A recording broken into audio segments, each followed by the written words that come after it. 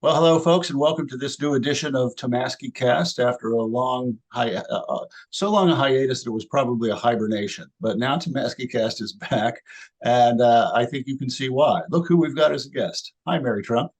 Hey, Michael, how are you? I'm doing okay. How are you? I'm tired, I can imagine. but I think that it's not even worth commenting on anymore because it's just the way things are. Yeah, so true, and Unceasing. the way things shall be, at least for the foreseeable future. Well, let's dive into it. There was some news last week. What was your reaction to it? Yeah, I personally, I just think it's ridiculous for Chris Christie to think that he's going to have any better luck this time around, Yeah, trying to get the nomination for the Republicans to run for president. But what are you going to yeah. do?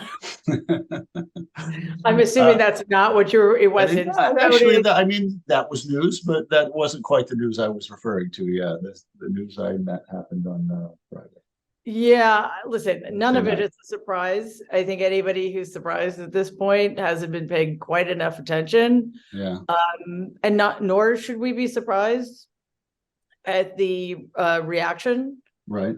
the Republican Party, who seems hell-bent not just on destroying democracy, but on getting people killed. That's the part I think we need to be focusing on. Donald's going to do what he does. He can't that's not to give him a pass. Of course, he does need to be held accountable, but this is a man who's perfectly capable of Mhm. committing treason against his own country because he doesn't care about anything except his own power, money, and advancement. Yeah, So again, not surprising that the Republicans are lying, and in a way that's particularly egregious, given that so many of them are lawyers and know that they're lying yeah, about what's going on. But it still should shock us. And the other thing that I think is unavoidable at this point is recognizing, as we should have done after the two impeachments failed to result in conviction, after he was allowed to spread the big lie and then incite an insurrection and still able to run for president. Our system is so broken that I don't know that it can right itself in order to save itself at this point. yeah. I want to get into all that, obviously, but what's the getting people killed part? We live in an age of increasing stochastic terrorism, Yeah, and I'm less concerned, especially after January 6th, that there will be some massive organized effort to, say, storm the Capitol or prevent people from getting into the courtroom tomorrow or what have you. I think law enforcement has hopefully learned a lesson, hmm, and they're monitoring things more carefully.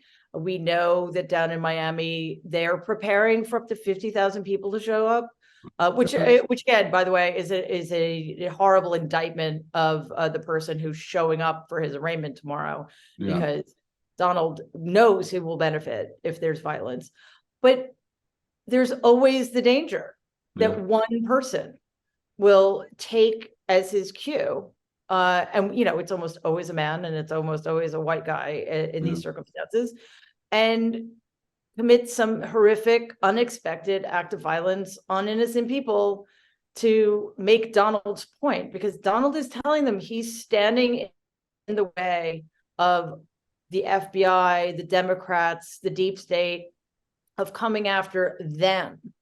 Yeah. So, what people never follow that to its logical conclusion, which is, yeah, I guess if I also stole classified government documents and failed to turn them in and lied about it and potentially used them for nefarious means, yes, I too would be indicted.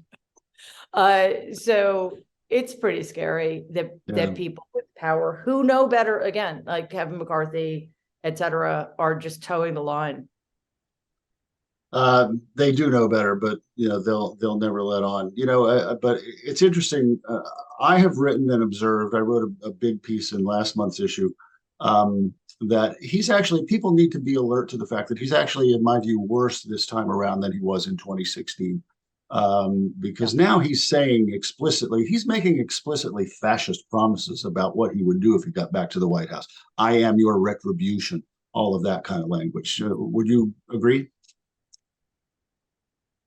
Oh, I completely agree. And he's not just the rhetoric is worse, but his circumstances are much worse. Yeah. He had essentially had nothing to lose in 2016 if he lost. Yes. And you can almost say the same thing. I mean, I wouldn't say the same thing about 2020, but you could make that case if he had lost in 2020 and just let it go. Yeah. We certainly wouldn't be having this conversation.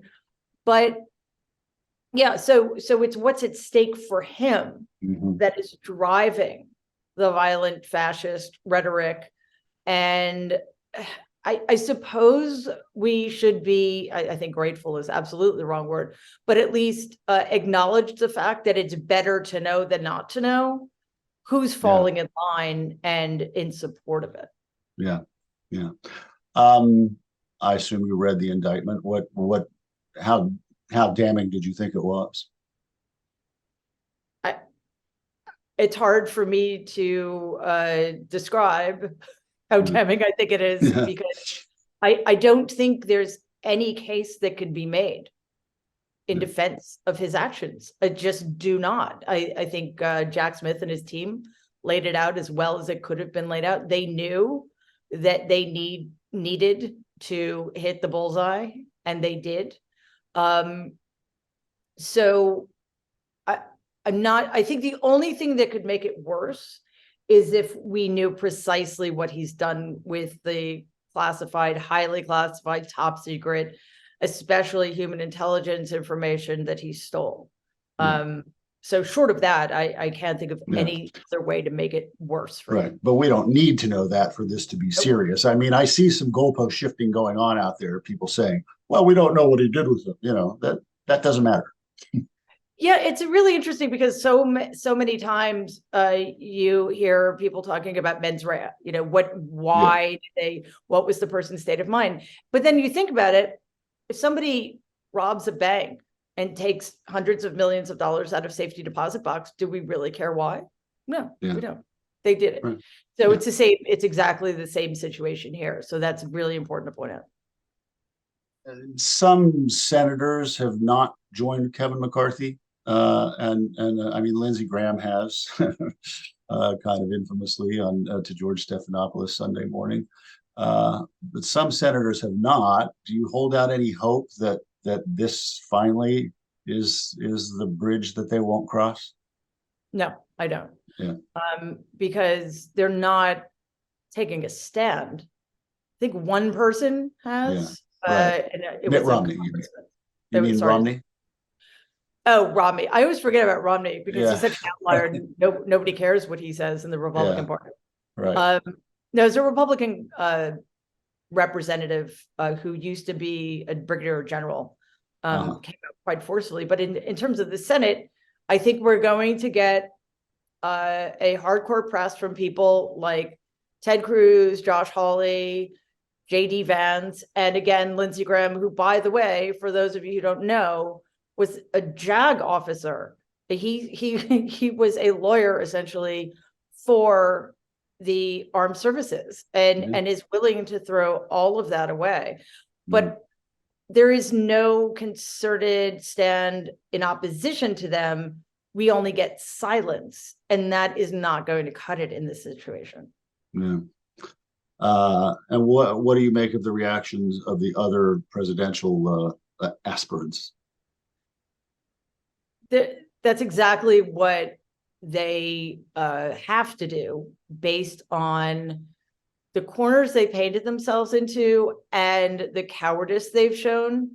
They are trying to find a way to be more like Donald than Donald, because they know at the moment the only person capable of winning the nomination is Donald Trump.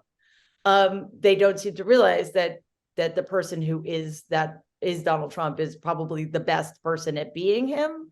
I don't know. I'm not quite sure why they're not getting that message, but I suppose it's simply because they know that they don't have anything to offer the base and they can't see any way forward beyond that. And I think part of the calculation for them comes down to just running out the clock and hoping that sometime between now and the nomination, something prevents Donald from running.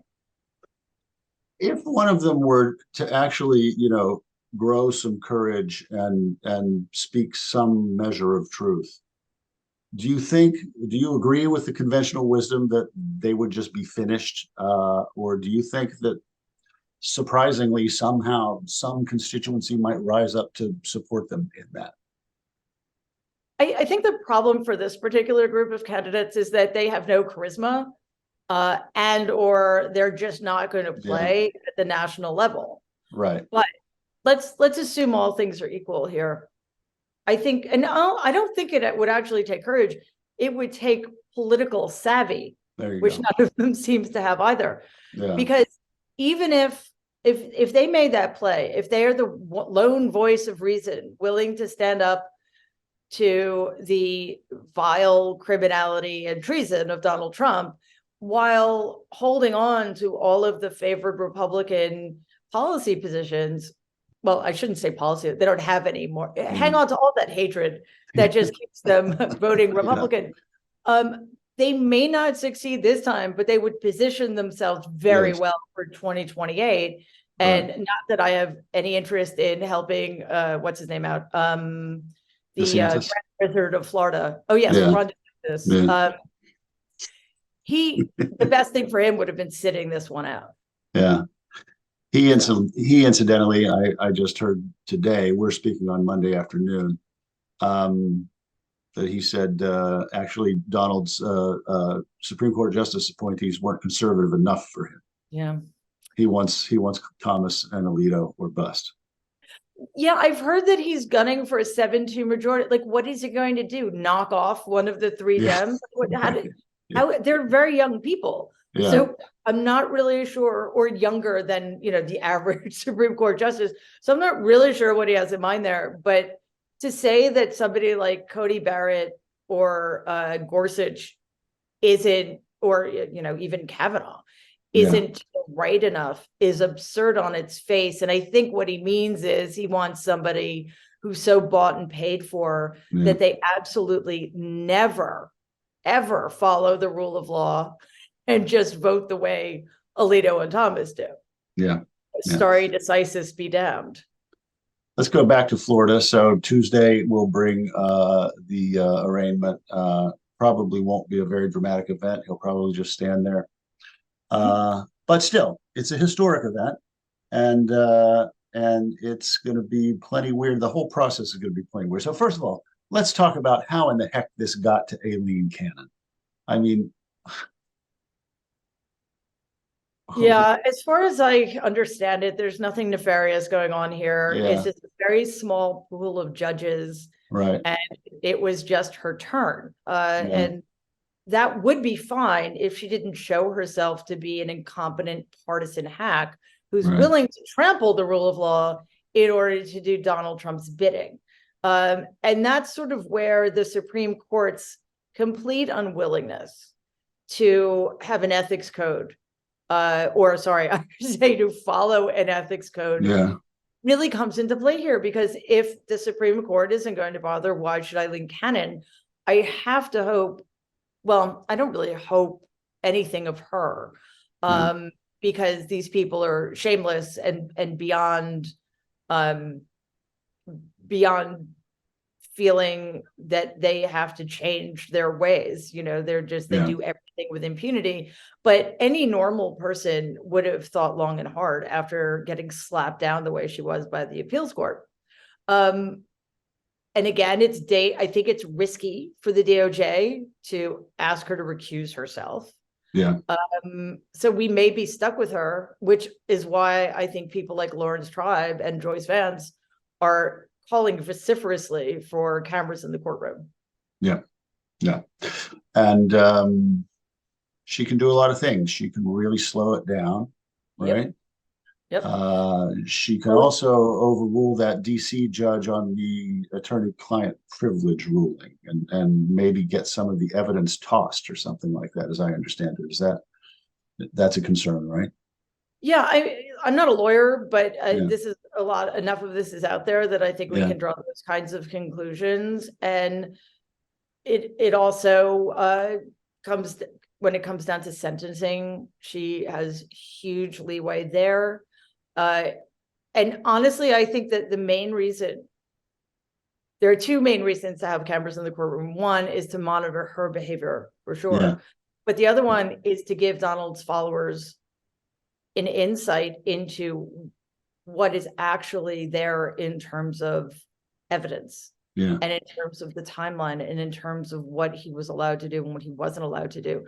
Because right now they're only getting their very skewed information from Republican politicians, Donald and Fox and Newsmax, et cetera. So it would be a very interesting way of getting them unadulterated factual information, knowing that the person running the courtroom is also a Donald Trump supporter. Yeah. How do you think he's feeling right now? I mean, he comes before the public and he shows one face. I'm totally innocent, the deep state, blah, blah, blah.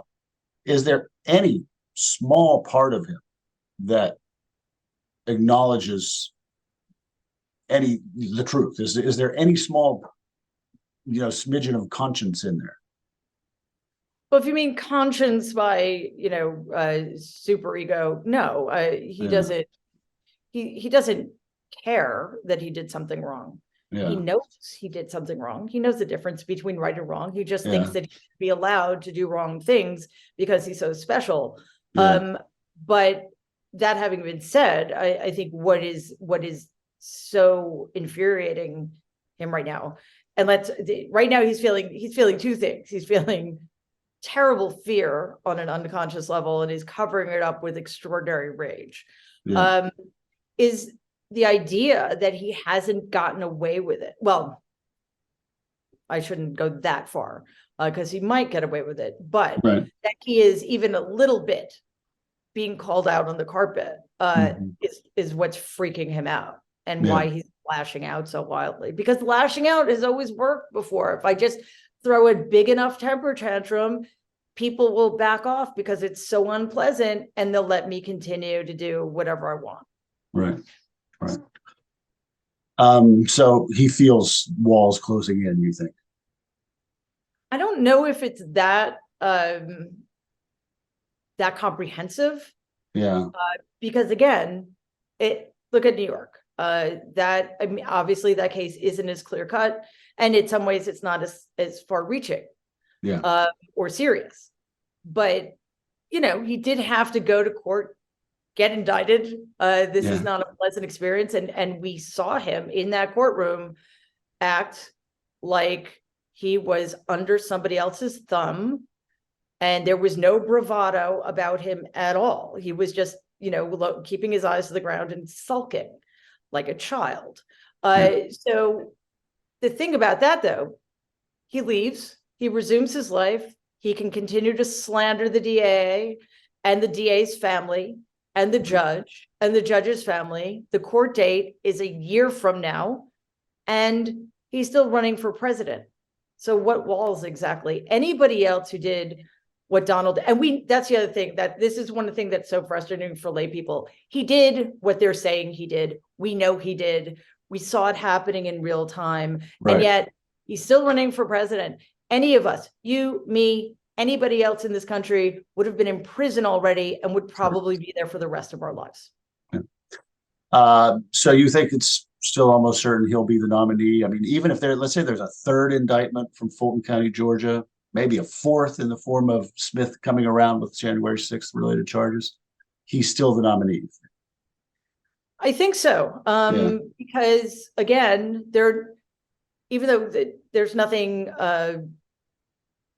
unserious about indictments, it's not the end of anything. It doesn't stop him, right? It will actually, I think these indictments increase his street cred with the base. Yeah. So that will keep the other candidates in line. Yeah. And for Donald, it has almost always been about running out the clock. Do I have more money than the person suing me? Can I outspend them? Can I just drag this out so long that people give up and just lose interest or lose hope? That's exactly what he's trying to do, because he's never been up against an opponent with bottomless resources and endless amounts of time, Yeah. like the DOJ. But there is a clock, though, because he's insanely being allowed to run. Yeah. How do you hope this all ends? Soon. Yeah.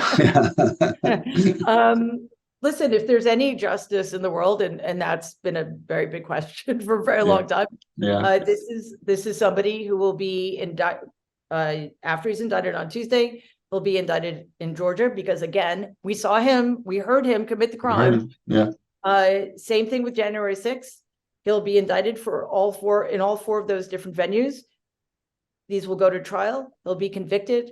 He will have a sentence handed down that is, it won't be commensurate to his crimes, because I just don't think America has it in it to do what needs to be done in this circumstance.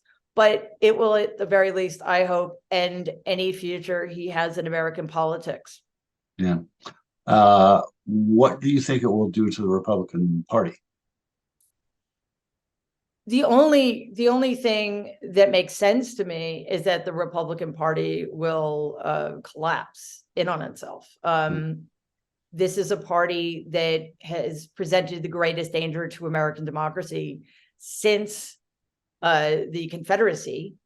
And I think, the way I've always looked at people like Mitch McConnell is that instead of having the guts, I suppose you could call it, to attack America from without, they're trying to take us down from within, which is exactly what Donald Trump is being indicted for tomorrow.